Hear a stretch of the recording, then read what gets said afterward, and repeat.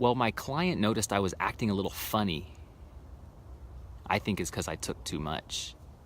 At the time, I told myself it wasn't because of that. But there was a scotoma that showed up, a blind spot that showed up for me because I didn't want to admit something, and I didn't want to reveal something that would hurt my ego, right? It's kind of like death to your ego. Human beings don't like to admit when they're wrong. They don't like to reveal secrets. They don't like to do that. It's the ego that gets threatened because why? It's designed for survival. It wants to prolong its own survival, its own life. But if who I am is my ego, then I have no power, and nothing will work long term. Nothing will work. You can make money, you won't be able to keep it. Even if you did make a lot, you won't feel fulfilled with it. I've done it. And so when he asked me and he confronted me that, I said, no, what are you talking about? Because he said, are you on drugs? Well, what a confronting question. I don't honestly even believe that THC is really like a drug. I think it's more of a plant, a natural herb. But nevertheless, he asked me and I said no. And then I had to hide and cover it up. And I had this insecurity. I had to overcompensate. And my whole relationship just went downhill fast. I lost the trust. He ended up wanting to quit the coaching. He ended up wanting out of it. And I felt terrible and I felt too scared to tell. And I didn't want to admit because I'm supposed to be the coach. I'm supposed to be the guy who's teaching about integrity. I'm supposed to be the guy in integrity. And I remember just like months and months of just depression and just like the walls are closing in and I couldn't get out. And I wouldn't get out because I wouldn't let go of that secret. And Heather Day, no, it's not you, Heather. It took me like over a year to finally, after the whole thing, come back. And I knew that in order to go to the next level for myself, in order to undo the mess I had created, like it tied a knot in my soul. I couldn't sell my coaching anymore. I couldn't enroll clients anymore. I lost my power. And I knew what the answer was, but I couldn't admit it to myself. I knew if I did that, what they would think of me, and I would die if they found out. And so I had this conversation with a client of mine.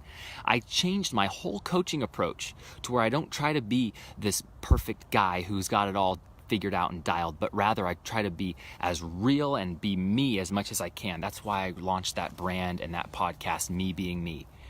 We can create more value when we're being more authentic, when we're being ourselves. We can create more money. We can create more everything when we're being more ourselves.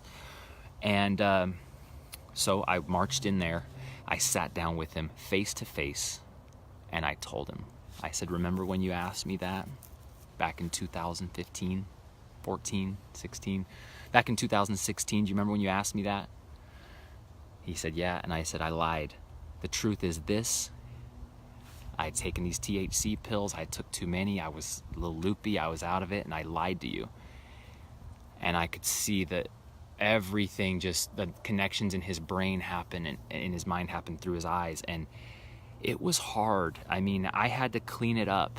I had to do all kinds of things to clean it up. I went through and called every single person and I had what's called a cleanup conversation where I admitted the truth. And I was so embarrassed. I was so ashamed. I felt so guilty. And so I, let me just see here real quick. Sorry about this, y'all. Let me just see if I can, just making sure here we're still good on our battery. I was so embarrassed and it was ugly there for like probably about a month because this had gone on for 2 years. It had gone on for about a little over a year, the lie. And nothing could work. Like everything just there's resistance, there's dead ends everywhere you turn. There's no trust, there's no open communication, right? And it was ugly. And like, how could I finally got to that level of coaching skill that I want to be, charging $100,000, and here I screwed the whole thing up. I don't want to ever have anyone find out that story, right? And after a month, the most amazing thing happened, though. I had nothing more to hide from him, from him or any of those people involved with that. Nothing to hide. I still was hiding it from other people at that time. I'm not anymore. But I had nothing more to hide. And when you have nothing to hide and also nothing to prove, your presence becomes that transparency in your presence and who you really are. If who you really are is just this moment and there's nothing else in the way, then you become a very, very clean mirror, a squeaky clean mirror to show other people what they need to see in themselves. That's what the process of creation and real empowerment is about to me. It's being such a clean vessel and a clean mirror so that you can sit and hold space for somebody and listen to them like they've never been listened to, and ask questions, and you have nothing around it, nothing in the way. Nothing in the way that, I got to steer the conversation that way because I don't want them to know that about me. I have my own things, my own demons in the closet. And what's interesting, that same person now, he texts me wanting to work together again, wanting me to do work with them. I've got free permission now to work with anybody now in that company. Our relationship has gone way higher than it ever could have gone before. And in terms of trust, in terms of creating value, I'm now working with 5 people in that same company, and their results right now, their growth right now is happening so fast. They're the fastest growing in the whole entire company by far, but where they're gonna be and where they're on the path to. I mean, I just got off a phone call with them right now. Where they're on the path to now is just is so fast compared to where things were before. And this is the bottom line of the lesson here. When you get serious about what you want and you're willing to do whatever it takes, be ready to start revealing things and secrets that you've been holding on to for fear of what they might think. Get ready to do that. And when you do that, get ready for creativity, abundance, and business deals, and trust, and actual dollars in the account to begin flowing freely. And it'll open you up to a whole new level. It will level you up across the board because it'll affect every part of your life. Why? Because the one thing that's common in all of the areas of your life across the board is who you're being, your state of being. That's the asset. That's the asset. Your state of being is the asset. Anything that threatens how good you feel right now about yourself, and one big thing is secrets. Anything that can free that up is where you need to put your focus. So now as you're watching this, or maybe you're listening to this on the podcast, because Jen's going to rip off the audio on this and throw it on the podcast. It's a marketing strategy that we're employing called intent-based branding, where you basically create some content and then you proliferate it through the whole entire, I call it Project Carpet Bomb. You basically just put your stuff everywhere on all the platforms, right? And so they start seeing you everywhere. So if you guys like this, and you want to be involved with this, and you subscribe or you like the page or whatever, you're going to start seeing my stuff more. That's just our own. That's why I say, if you don't like it, don't even watch it. Just block me, get it out, because it's going to start showing up in the algorithms these days that Facebook uses are just powerful. So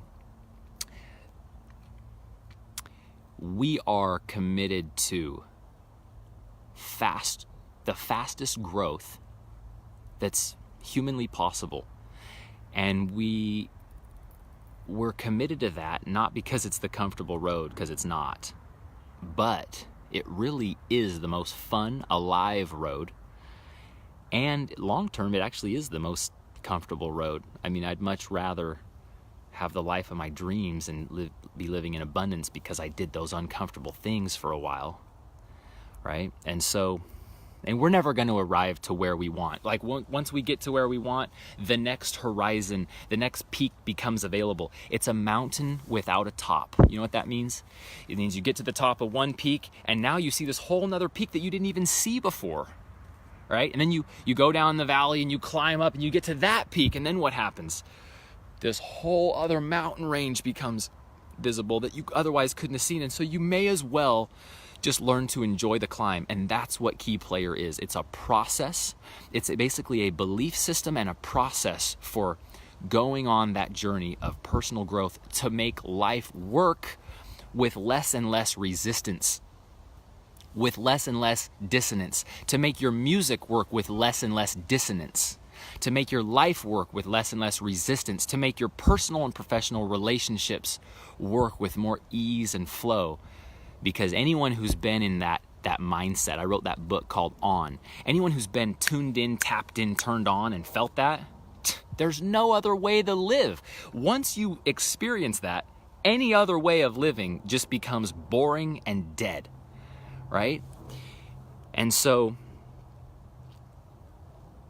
that's what this is all about. So I challenge you today and invite you today to think of the thing, and something, I already know something came to mind. What's up, D? Project Carpet Bomb. Yeah, that's what's up. I already know, I already suspect that something came to mind for you. Something in your life that's not working as powerfully as you want it to right now. And you're afraid. You're afraid to tell somebody, okay? I'll make you a promise if you're watching or listening to this. If you reach out to me and you tell me the thing, if you want someone to tell, you can tell me. I have zero judgment. I've screwed up so many things, trust me. You can tell me the thing. And you have my agreement, and it's the agreement I make with everybody. 100% confidential, unless something great happens as a result of it. If something great happens, then you got the biggest blabbermouth in the world, just making sure everybody knows just how awesome you are. All right, so that's my promise to you. And what I invite you to do is talk about it. Open up, share about it. At least even if it's with me and you barely even know me, right? It's safe to go with someone you barely even know. You don't have to have as much fear. But once you speak it and you actually let it out. I had a client recently, he told me this secret he's never told anybody. And he was addicted to something that he's never told anybody. And guess what? He just texted me a few minutes ago and says, dude, it's been 3 days. I haven't done this in years. I can't believe how easy. I have no temptation to do the thing that I was a few days ago hooked on, addicted to for years. I couldn't stop. I couldn't stop for years. And now I've not done 3 days and I have no temptation. How does that happen? Because he said what he couldn't say. He let that thing out. He basically called the bluff on the universe, on that ego. He called his ego's bluff. He said, guess what? Guess what? My ego doesn't want me to say, but I'm not my ego. And so guess what, ego? And he flipped his ego the bird and he said it in grave detail, right? And freed himself from that. Look, whether you get involved with this tribe, Key Player, whether you are really committed to growing your brand profitability by 2x and getting these results with us and coming in here. Either way, if you've spent the time to watch this, make it worth it. Turn it off and go write down the name of the person that you need to reveal. Just write down any one breakdown in your life that's not working. And I know I'm asking you to do something uncomfortable. In fact, just inviting you to think about it is uncomfortable enough. It's just inviting you to think about that thing in your life that's the thing in your life that you flipped over to Facebook to distract yourself from, is those types of feelings. And so now here I am writing Facebook saying, no, go address it. You'll be alive. Man, real easy for me to say, right? Real easy for me to say. It's like the guy who jumps off the cliff and he's down there in the water and he's already addressed his fear, and now the people are up on the top of the cliff and he's saying, come on, jump. Come on, it's not even scary. Jump, let's go. Right? Yeah, real easy for you to say, dude, you already did it. Just shut up. Let me do it on my own time. I don't want someone pushing me. I need to do this on my own time. Right?